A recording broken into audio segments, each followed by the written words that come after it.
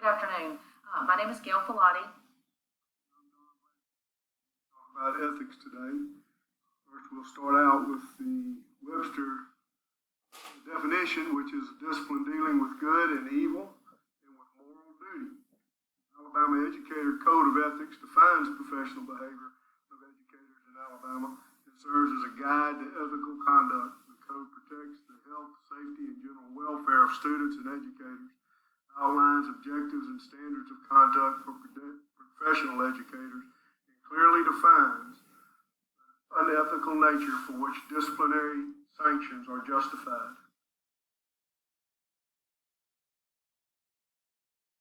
Alabama ethics. There are 9 standards for the state of Alabama for ethics for teachers. We're going to focus on standard 4, which is the teacher-student relationship. And the most important thing you can remember about this is an educator should always maintain a professional relationship with all their students, both in and outside the classroom.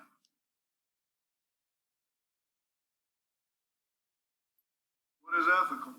Ethical conduct includes, but is not limited to, the following: fulfilling the roles of a trusted confidant, mentor, and advocate for students' growth; nurturing the intellectual, physical, emotional, social, and civic potential of all students; providing an environment that does not needlessly expose students to unnecessary embarrassment or disparagement; and creating, supporting, and maintaining a challenging learning environment of all students.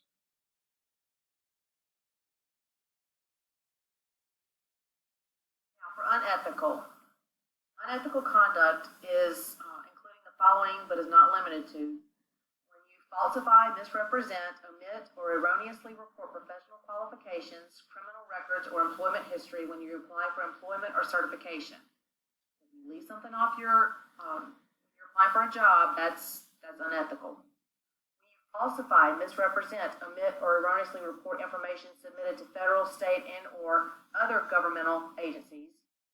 Falsify, misrepresent, omit, or erroneously report information regarding the evaluation of students and or personnel. Falsify, misrepresent, omit, or erroneously report reasons for absences or leaves. Falsifying, misrepresenting, omitting, or erroneously reporting information submitted in the course of an official inquiry or an investigation. What that means is if you have taken a sick leave day and gone to the beach and played all day, that's considered unethical.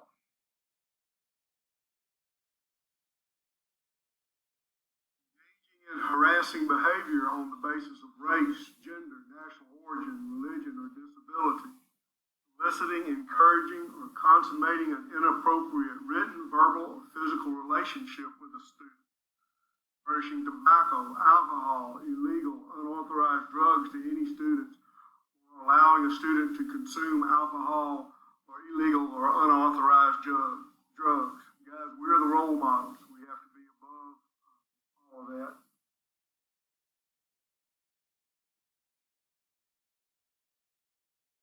According to the Baldwin County Board of Education, ethical email correspondence. You are to avoid impulsive and informal communication.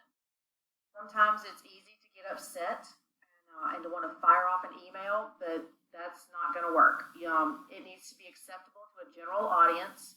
In other words, if you're not willing to send that email to everyone you know, including your grandmother, you don't need to send it. And any emails that you do send out may not be used for political activity, personal gain, commercial purposes, or profit.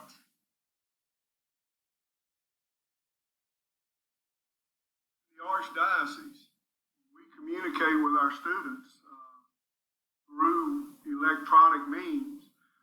There is to be no one-to-one communication between an adult and a minor.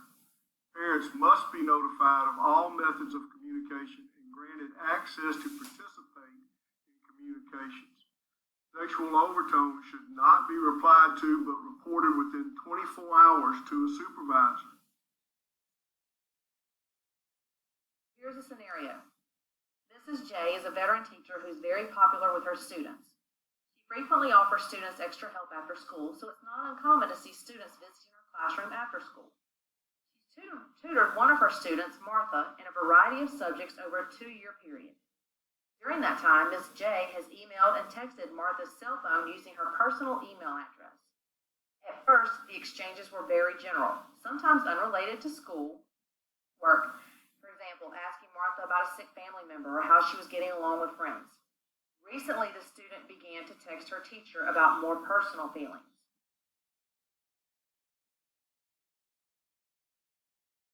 One of the things we need to talk about is that the first mistake she made was using her personal email.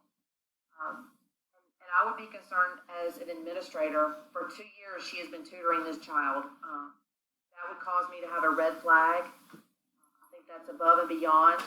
So that's one of the things that if you turn and talk to your neighbor, we can have a discussion of things that you should not be doing. And of course, one of the things is emailing, but another thing is spending that much time alone with a child is never a good idea.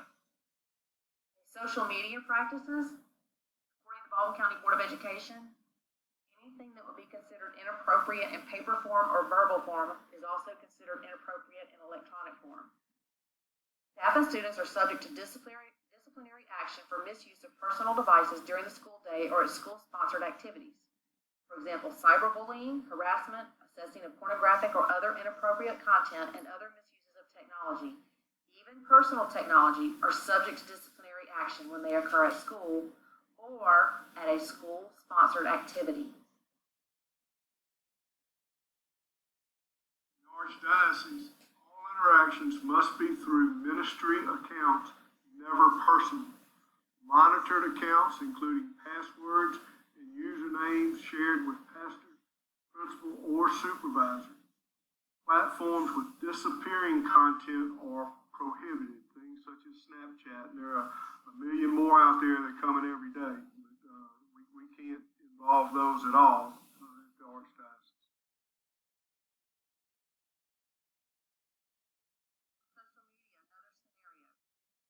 High school science teacher, Ms. Jones, has been adding students as friends to her Facebook page, using the forum to answer questions and guiding classroom-related discussions.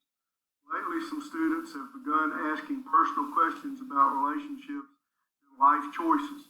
Jordan's mother, who monitors Jordan's Facebook page, feels uncomfortable about this and brings it to the attention of the principal.